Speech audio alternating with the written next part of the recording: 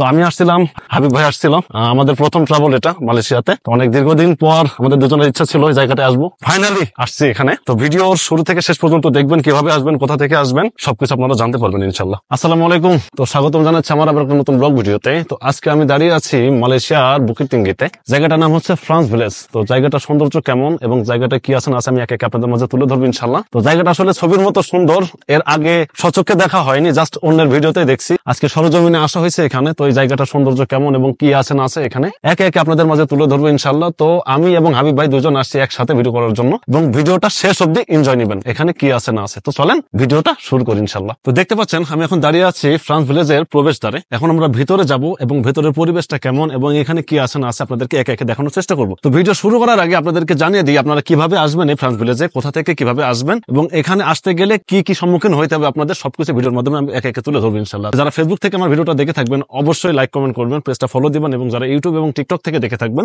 অবশ্যই একটু সাবস্ক্রাইব করে সাপোর্ট দিয়ে নতুন নতুন ভিডিও বানানোর জন্য উৎসাহ দিবেন। তো চলেন ভিডিওটা শুরু করি। তো আঁকা বাঁকা রাস্তা, আপনারা যারা নিজেরা ড্রাইভ করবেন অবশ্যই নিজের ব্যক্তিগত দায়িত্বে ড্রাইভ করবেন, কারণ এখানে লেখাই আছে দেখতে পাচ্ছেন ড্রাইভ ইউর ওন রিস্ক, মানে আপনি যদি কোনো কিছুর জন্য দায়ী থাকেন আপনি নিজেই দায়ী থাকবেন। সো আঁকা বাঁকা রাস্তা, সময়ের চেয়ে জীবনের মূল্য অনেক বেশি, সচেতন ভাবে গাড়ি চালাবেন কিংবা গাড়ি ড্রাইভ করবেন সবাই। চলেন একে একে সবকিছু দেখাই কিভাবে আমরা গেলাম এই ফ্রান্স ভিলেজে। Let's go. মালয়েশিয়ার কুয়ালালামপুর শহর থেকে প্রায় 65 কিলোমিটার দূরে অবস্থিত হচ্ছে এই ফ্রান্স ভিলেজ বা কলমার ট্রপিক্যাল। তো এখানে বাস যাতায়াত আছে এবং গ্রাব কিংবা মোটরে আসলে সব থেকে বেশি ভালো হয়। যারা গ্রাবে আসবেন তারা অবশ্যই গ্রাবটা আসা যাওয়ার ভাড়া ফিক্সড করে আসবেন, কারণ ফেরার পথে এখান থেকে গ্রাব পাবেন না। আর যারা মোটরে আসবেন তাদের জন্য অনেক বেশি সুবিধা, মোটরে যাতায়াতটা অনেক সহজ এখানে। তো এখানে আসতে গেলে প্রবেশদ্বারে আপনাদেরকে প্রতি 14 রিঙ্গিত করে টিকিট কিনতে হবে। একবারে টিকিট কিনতে হবে, দ্বিতীয়বার আর কেনা লাগবে না। এখান থেকে 14 রিঙ্গিত টিকিট সংগ্রহ করে আপনারা সোজা ফ্রান্স ভিলেজে প্রবেশ করতে পারবেন। এখানে পার্কিং লট আছে, আপনারা চাইলে এখানে মোটর কিংবা গাড়ি পার্কিং করতে পারবেন। তো দেখেন জায়গাটার সৌন্দর্য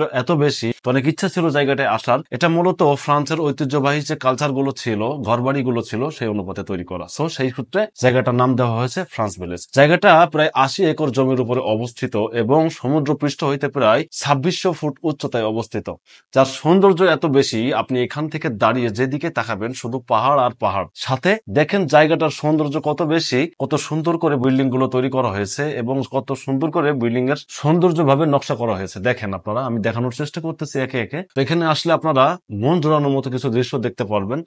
সমুদ্রপৃষ্ঠ হইতে প্রায় 2600 ফুট উচ্চতায়, কল্পনা করতে পারছেন কত উচ্চতায়। দেখতে পাচ্ছেন আমার ভিডিওতে লোকেশনে কত উপরে এই জায়গাটা অবস্থিত। তো এখানে আসলে আপনারা নানান রকম জিনিস দেখতে পারবেন, দেন ফ্রান্সের যে ঐতিহ্যবাহী কালচার গুলো সেটা দেখতে পারবেন। তো রাতের সৌন্দর্যটা সবসময় মালয়েশিয়ায় বেশি সুন্দর। তো আমি এখানে রাত পর্যন্ত থাকবো না, জাস্ট যতটুকু সম্ভব আমি আপনাদেরকে একে একে দেখানোর চেষ্টা করতেছি। তো দেখেন এখানে ছবি ওঠানোর জন্য অনেক সুন্দর করে কিন্তু একটা গাড়ি রাখা আছে, যেগুলো ফ্রান্সে অ্যাভেলেবল। দেন এখানে নামাজের জায়গা আছে, মুসলিমদের খাবারের জায়গা আছে, সমস্ত সবকিছুই আছে। দেন দেখতে পাচ্ছেন এখানে আসলে আপনারা ছবি উঠাইতে পারবেন প্যারটের সাথে। তো এখানে যারা ব্লগার আছেন তারা একটা জিনিস মাথায় রাখবেন, এখানে কিন্তু ড্রোন ফ্লাই করা এলাও না। তো যারা ড্রোন ফ্লাই করবেন তারা একটু দূরে গিয়ে ড্রোন ফ্লাই করবেন। আমি ড্রোন ফ্লাই করছি প্রায় 800 মিটার দূরত্বে। সো দেখেন আমি ড্রোনের শুটটা নিয়ে আপনাদেরকে দেখানোর চেষ্টা করলাম ফ্রান্স ভিলেজের সৌন্দর্যটা কত বেশি। চারিপাশে বনভূমি সহ পাহাড় পর্বতের মাঝখানে অবস্থিত হচ্ছে এই ফ্রান্স ভিলেজ বা কলমার ট্রপিক্যাল। তো অনেক স্বপ্নের একটা জায়গা ছিল হচ্ছে এই ফ্রান্স ভিলেজে আসাটা। তো মালয়েশিয়াতে দীর্ঘ 14 মাস ট্রাভেল করার পরে, ব্লগিং করার পরে আজকের ব্লগিংটা কেন জানি সফল হচ্ছে মনে হয় আমার। স্বপ্নের মতো সুন্দর হচ্ছে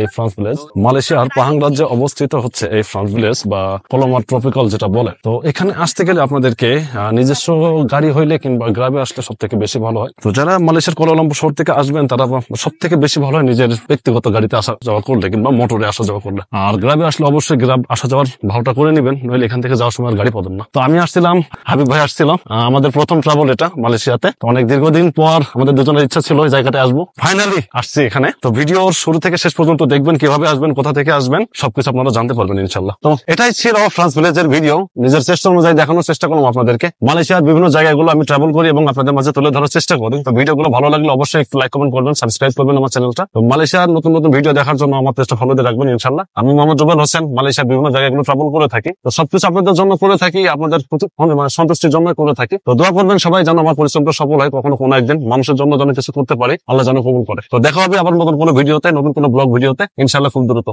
সবাই ভালো থাকেন, সুস্থ থাকেন, শৈশবের মতো থাকেন। আল্লাহ হাফেজ।